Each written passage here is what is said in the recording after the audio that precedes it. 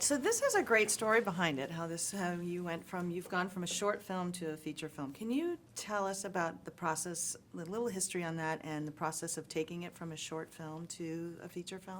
I'll start with you, David. It's every filmmaker's dream, really. We made a 2.5-minute short, just the two of us, with no money, back home in Sweden.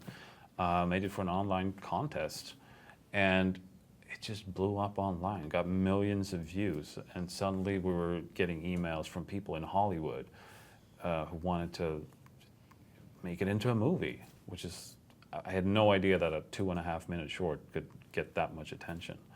And it all went really fast. We've only been in this country for a year and a half, and now we have a movie out, and I'm working on my second movie. And we still haven't had time to process it, really. The week when everything started, we had put out the short 4 months earlier, and nothing had happened with it. It got a few views, but not much. And that week I said to David, something needs to happen soon, because we're just doing the same thing every day, and nothing really takes off. And then on that Friday, someone posted it on Reddit, and it just blew up.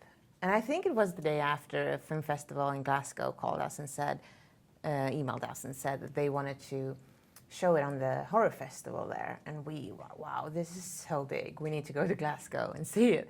And then the day after that, the emails from Hollywood started to roll in, and Glasgow was forgotten. Yeah, amazing. It just got so much so fast, and that's how this entire year and a half has been. We haven't been able to stop and breathe, really, and we don't know anything about how anything works, so we just follow along and see.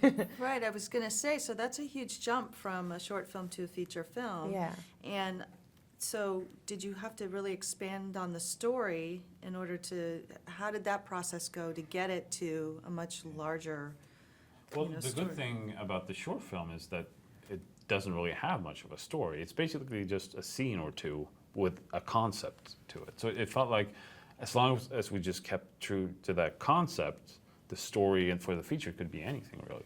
And that was the fun thing to explore as well, the whole characters and the stories, because when you make a 2.5-minute short, you don't have time for more than just, here's the concept, bam. But now we could really create these characters with backstories and these lives, and make people care about them, so that the scares come not only just from the situation, but also from you caring about these characters and you don't want to see them harmed. Yeah, that's one thing that we've heard from the short film, that people really recognize themselves in me, that they care for me because they kind of recognize the situation of going to bed and being scared.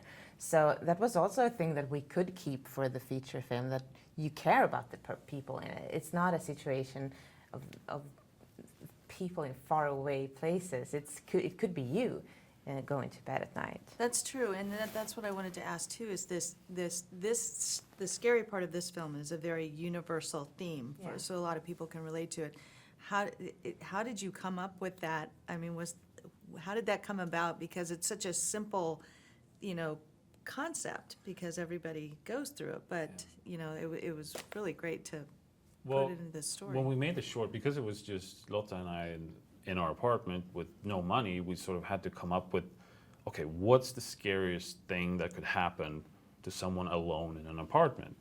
And I'm sure most people have had that experience. If you turn off the lights at home and you think you see, hey, it kind of looks like someone's standing there in the shadows, and you have to turn the lights back on. But it came out of an idea of, okay, what if there actually was something in the dark every time you turned off the lights? Yeah. And then we just had fun with that idea and tried to create as much tension as possible in 2.5 minutes. In the hallway in the short, there is a coat rack that you see in the shadows, and we had just bought that a week before. And when we went from the bedroom to the bathroom in the middle of the night, that's what you see. And when you're not used to seeing something standing there, you have that moment of fear. Is it a person, or is it just a coat rack? That's so great. Yeah. So how would you describe this story, if you would briefly describe the story? It's sort of a family drama, really, and that deals a lot with mental illness. Because you have this character of Rebecca, who grew up with her mom, who was mentally ill and had like an invisible friend. And Rebecca couldn't deal with this, so she ran away at an early age. Now she finds out that her stepbrother is going through the exact same thing, so she has to come back into their lives and deal with this. But she finds out that, okay, maybe mom wasn't entirely crazy. Maybe there actually is something to this friend named Diana. Great. And talk about the casting. This was cast very well, and there's a lot of great chemistry on the film, and you've really balanced it out with a little bit of humor and humanity, and then the scary part. So how was that whole process of casting? Well, this was the first time we cast a movie, really, because Yeah. it's otherwise this has been the cast. Yeah. I know. And I'm And you- always in there. And Yeah. you have a Yeah. cameo too, which was Yes. great. I loved it. Yeah. Yes. No, but we were very lucky in the cast we got, like with Teresa Palmer and Maria Bello, and Gabriel was, we had auditioned all these young kids to find our Martin, and it was really hard to judge because all these kids come in and they sound a bit sort of like a Disney Channel show, like they read it in a certain fake way. So in order to get away from that, I tried to do these improvisational exercises with them to like ignore the script. I just want to see what you can do.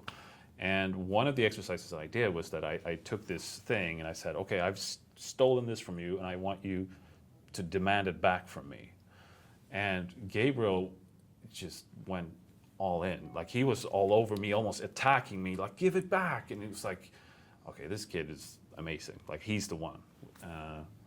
So yeah, and I mean, Maria Bello and Teresa Palmer, they're such pros. So it's like, this is my first feature ever, but they were so good that it almost makes it look like I knew what I was doing. Well, it does. And then lastly, what I want to ask is, what can audiences expect from this film? Well, they can expect a lot of scariness, but also a lot of fun moments. It's a pretty fun movie, and it's great to see it with an audience because not only do the audience get scared and jump, but there's moments of humor, and they also laugh about the fact that they get so scared. So it's a perfect movie to see with an audience, really. And I hope they will go home and have a big time turning off the lights. Yeah. I think they Yeah. will. Well, I thought it was great. That was fantastic. Thank you so so much. much.